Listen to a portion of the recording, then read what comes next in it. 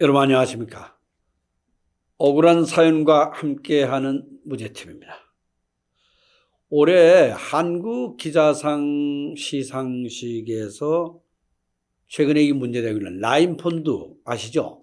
이 사기 사건을 파헤쳤던 한국경제신문이 취재 부문 상을 받았습니다. 저축은행이나 이 또 DLF 상품 등 금융 관련한 비리는 사실 그 어느 사안보다도 피해자도 많고 또 국가 경제에 미치는 악영향이 아주 큽니다. 1조 원대 피해가 발생한 라임 환매 중단 사태의 주범격인 이종필 전 라임자산운용 부사장이 구속됐습니다. 또 다른 핵심 인물인 김봉현 스타모빌리티 회장의 구속 여부도 내일 결정되는데요. 탄력받게 된 검찰의 라임 사태 수사가 금융당국의 감독 부실과 정관계 로비 의혹까지 밝힐지 주목됩니다. 고한석 기자입니다. 고성버스에서 내린 신모 전 신한금융투자팀장이 말없이 법원으로 들어갑니다. 구속 전 피의자 신문을 받기 위해서입니다. 함께 체포된 이종필 전 라임 자산운용 부사장은 불출석 사유서를 제출해 모습을 드러내지 않았습니다. 김 회장도 받으신 게 있으신가요? 혹시 리드로부터 금품 받은 혐의 인정하시나요? 라임펀드 환매 중단 사태의 주범 이종필 전 부사장과 자금 조달책으로 알려진 심 전 팀장 모두 구속됐습니다. 검찰은 라임 자산운용 설계자인 이 전 부사장이 이른바 펀드 돌려막기로 손실을 숨기고 투자자들에게 막대한 피해를 준 사건 전반에 깊숙하게 개입한 것으로 보고 있습니다. 새 정부 출범 이 3년이 다가옴에도 숨겨진 금융비리 이제 조금씩 나타나고 잘 드러나지 않았습니다. 저희 단체에 이 제보된 사안들 제법 많습니다. 최근 들어서 이 검찰이 이런 부분과 관련된 사건들이 조금씩 나옵니다만 거의 묻혔으면 왜 묻혔는가? 이 사법농단 또 이런 부분들이 하다 보니까 어떤 면에서 보면은 금융과 또 검찰 권력, 이 유착된 권력, 거기에 언론이 같이 끼어서 짬짬이한 이 부분, 이런 요인이 크게 작용했다는 의심을 전혀 지울 수가 없습니다. 금융권 오랜 동안에 이 부분을 관여한 오늘 이원한 위원과 함께 자리를 했습니다. 예, 안녕하십니까. 예, 안녕하십니까. 지난번 저희가 최근에 있었던 뭐 이런 그 금융권의 신라젠이나 이런 사건들 조금 저희가 한번 들춰봤는데 금융권 조용해요? 이거 잘해서 조용한 겁니까? 아니면 사람들이 안정되게 일을 잘해서 어떻게 된 겁니까 이거? 뭐 정중동이죠. 예. 왜 정중동이? 태풍 전야라고나 할까. 사실 사건들이요. 예. 뭐 신라젠도 그렇지만 무슨 펀드 이거 뭐 이게 피해자들이 너무 많기 때문에. 근데 과거에는 이제 언론도 그렇고 이게 뭐 금융권 좀 얘기 나오면 무슨 관치금융이 어땠느니 뭐 이러고 나오는데 그런 얘기가 싹 없어졌어요 몇 년 동안. 네. 이게 아마 사법농단 이런 쪽에 이거 거기에 막 몰입하다 보니까 오히려 금융권은 제가 보니까 이 최근 들어서 이렇게 나오는 거 보면 엄청나게 적폐가 많은 것 같은데 조용한 게 이유를 모르겠어요. 아, 그거는 이렇게 생각하시면 됩니다. 예. 관치금융이라는 말 자체가 사실은 굉장히 어느 정도 틀린 말입니다. 예. 왜? 개발도상국에서 나라가 발전하려면 정부가 개입을 하지 않고 어떻게 자금을 배포해 주겠습니까? 예를 들어 지금 코로나 바이러스로 많은 사람들이 힘든데 이때 돈을 많이 풀어주라. 이거 관치금융이잖아요. 그러니까 참견하면은 관치라고 하고 그러니까 가진 자 쪽에서 이제 비판하는 용어겠죠. 맞습니다. 그게? 그래서 그 관치금융이라는 말 자체가 틀린 거니까 예전에는 관치금융이라고 막 떠들 때는 그때는 자기들이 쉽게 말해서 은행의 주요 금융기관의 경영자들 그 사람들 주식도 없는 사람들이 오나 행세를 하는 거죠. 재벌사의 오나처럼 그 사람들이 정부가 좀 간섭하지 마 그렇게 만들어낸 단어가 관치금융이다라고 생각하시면 돼요. 돈 권력이 세죠. 네, 근데 이 보니까 문정부 들어오고 나서도 금융권은 거의 다 똑같은 사람들 같아요. 저는 뭐 금융 그렇게 전문성이 없습니다만 어떻게 보시는 인물들이? 그 유명한 말로 이 금융권에서 굉장히 유명한 말이 있습니다. Money is forever. 돈은 영원하다. 영원하다. 그러니까 금융하는 하는 사람들은 정권이 문재인이 되든 이명박이 되든 박근혜가 되든 우리는 항상 그 밑에서 드러내지 않고 금융 권력을 엄청난 권력입니다. 그 금융 권력을 계속적으로 짬짬이해서 자기들끼리만 계속 나눠가는 거죠. 근데 어떻게 새 정부가 되고 나서 제가 알기에는 보면 행장이고 은행권인자 바뀐 게 없어요. 하나도. 맞습니다. 예. 그거 어떻게 된 겁니까? 그게 그때 파워가 장하성 씨 아닙니까? 많은 분들이 참 이상하게 생각하면서도 드러내놓고 이때까지 질문을 못한 내용인 겁니다. 왜 초대 청와대 실장을 장하성 씨가 됐느냐, 정책 실장이. 응? 장하성 씨가 사실상 대한민국의 은행, 정권회사 등등 큰 금융기관의 회장, 행장을 마음대로 정하는 그 자리에. 물론이죠. 근데 원래 대통령 문재인 정부하고 그렇게 사이가 좋지 않았던 장하성 씨가 왜 그런 정책 시절이 됐느냐. 그거야 그게 정말 근데 엄청나죠. 문제는 잘했으면 아무 문제가 없겠어요. 새로운 저기로 해서 예. 글로벌한 그런 금융권으로 가고 음. 또 새로운 시대 새 인물이 하는 거 아닙니까? 그게? 주식을 가진 것도 아닌데. 제가 이제 뭐 말씀을 조금 이렇게 돌려서 우회적으로 표현했지만 하여튼 장하성 씨가 되게 좀 이상하고 두 번째는 제가 그런 말씀을 드리는 가장 큰 이유는 장하성 씨가 일을 잘못했다. 잘못했기 때문에 제가 그런 이야기를 말씀드리는 거예요. 자, 지금 그 동생도 지금 펀드로 해서 문제가 네, 나오지 않습니까? 맞습니다. 예. 그게 지금 비록 현 정부가 총선에서 압승을 했다고는 하지만 예. 득표율 차이는 5%밖에 차이가 안 나요. 그렇겠죠. 예, 의석수는 뭐 차이.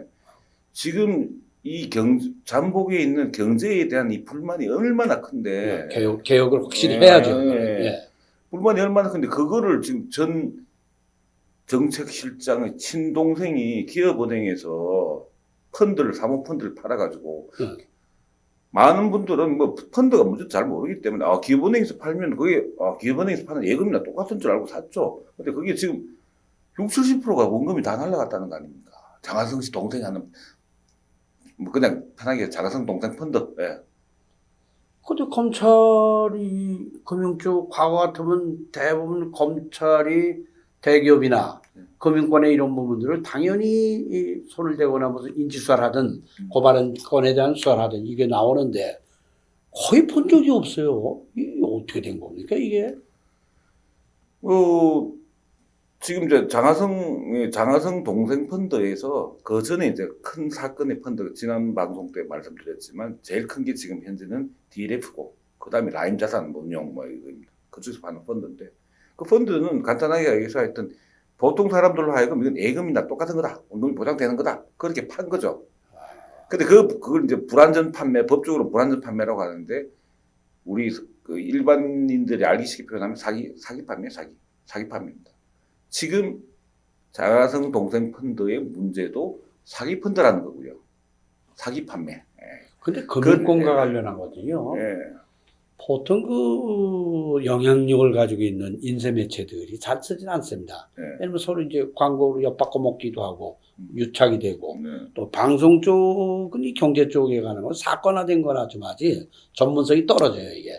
이게 특집 프로를 나오고 저기도 한번 하는데 그 사이에 전부 뭐 사법농단 이러고 하니까 그걸 묻혀서 어떻게 보면 검찰하고 금융권이 아주 그냥 룰루랄라 즐긴 것 같아요. 같이. 지금 지난 방송에서도 말씀드렸지만 지금 검찰뿐만 아니라 법원도 엄청난 문제입니다. 왜냐하면 그 DLF 불안전 판매를 이제 그 금융감독원에서 징계를 했단 말입니다. 금융위원회에서 정확히 의결을 했어요.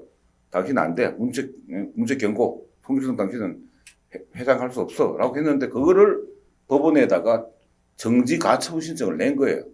법원이 받아줬어요. 받아주겠죠. 법원이 받아준 거예요. 대형로 폼동원하고 다 이렇게 짬짬이 돼 있는데 그거 안 하겠습니까? 서울행정법원 11부에서 그걸 받아준 거예요. 그러니까 이 사람이 그냥 뭐 법률로 낮추는 건 나중 문제고 일단 나는 회장님 취임했어. 그럼 감독기관은 뭐 하는 겁니까? 지난 방송에 말씀드렸지만 10월 달에 이 피해자 100여 명이 수사해달라고 고소도 하고 금융감독원 앞에서 데모도 하고 검찰도 찾아가고 난리를 쳤는데 검찰이 수사를 안 해요. 수사를 안 해요. 이거 개혁 못하면 이거 180석 좋지만은 금방 무너집니다, 저거요. 그래서 드리는 말씀이 장하성 동생 펀드가 네. 장하성 동생 펀드 때문에 앞에 라임이든 DLF든 이거 처벌 제대로 못할 수 있지 않을까 저는 그게 걱정이 되는 거죠. 차하성 씨 본인 동생 문제니까 좀 해명 좀 해야겠어요. 그 사람 네. 나타나서. 중국이지만 그거 다 좀 보지 않습니까? 장하성 동생 펀드가 불안전 판매고 이렇게 손실을 많이 끼치고 등등을 해서 지금 그것도 정부은행입니다. 기업은행에서 팔았어요. 기업은행에서. 예? 지금 기업은행 행장이 전 청와대 경제수석입니다. 근데 이것이 네. 예를 들자면 검찰이 기소권을 가지고 있는 검찰이 대충 이렇게 넘어가는 거는 그래도 이렇게 하면 눈에 좀 뭐 비판받을 눈에 띄는데 법원이 점점에서 판결하고 이런 부분 전혀 안 나타나지 않습니까? 이게 알 수가 없죠. 예. 그게 이 법원이 어떻게 보면 이게 사법개혁이 말이에요. 알 수가 없죠. 정말 사법개혁은 검찰개혁보다 더 중요한 부분인데. 그래서 공수처가 빨리 만들어져야 돼. 공수처장이 누가 되느냐 이게 핵심입니다. 그러니까 공수처를 뽑는 그 위원들도 잘 선정해야 되는데 이거 뭐 준비하는 그 단장부터가 같은 그 유착이 되는 하나은행의 사회이사를 하려고 그러다 이거 제대로 판을 짜야겠죠. 네, 맞습니다. 그 준비단장 일하시는 분한테는 뭐 대단히 외람된 말씀일 수도 있지만 섭섭하게 들리실 수도 있지만 어떻게 됐든 하나은행의 사회이사가 고위공직자는 아니지만 하나은행이라는 데가 그 다른 은행들이 말이죠. 그 소위 고공 로비를 통해서 공직자들 부패시키는 그런 일들을 하고 있는데 그런 잔이 들어오면 말이죠. 선비는 어디서 가건도 안 맨다는데 그런 거 들어오면 자기가 스스로 이거 할 수 없다고 해야죠. 근데 그걸 받아놓고 이제 언론에 보도되니까 그때서야 사퇴하고 이래서 나라의 기강이 서겠습니다. 이게 뭐 네. 공감 능력도 네. 부족하지만은 기본적으로 판단 능력이 없는 거죠. 네. 근데 이것이 이제 검찰과 이 금융권의 유착 이런 문제들이 향후 정말 이걸 어떻게 처리하는지 정말 관심 있게 눈을 똑바로 뜨고 좀 들여다볼 사안인데 지금 검찰과 금융의 유착 관계 제일 큰 사건 중에서도 많은 분들이 잊고 있는 사건이 있습니다. 뭐냐면 5조 3천억짜리 소송이 있어요. 예. 어떡합니까? 예전에 론스타가 뭐 외환은행을 사고 팔고 예, 어쩌는데 예.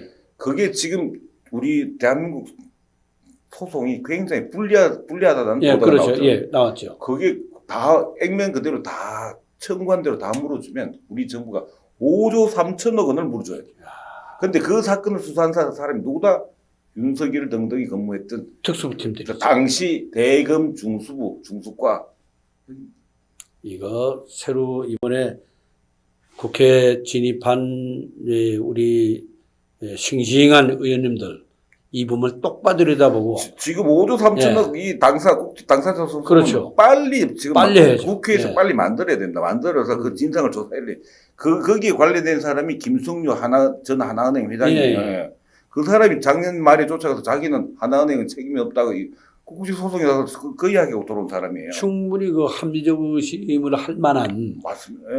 사안이고 정황 자체가 그렇습니다. 그래서 이 부분을 향후 이제 국회 곧 이제 원구성이 되고 또 많이 전문성 있는 분들도 들어갔으니까 정말 앞뒤 보지 말고 정직하게 공정하게 이분 들여다봐서 금융에 현재 있는 이 사법 피해자들, 이 억울한 피해자들 이분들 돕고 정확하게 문제 해결을 하는데 매진을 해야 되지 않나 생각을 하고 정말 이 금융 문제 참 무지한 사람도 있는가 하면은 알면서 짬짬이로 그들만의 리그를 가지고 한 이런 부분들 정말 공분도 해야겠으면은 함께 이 부분을 계속 앞으로도 저희가 한번 세밀하게 사안별로 한번 계속 추적을 한번 해 나가 보도록 하죠.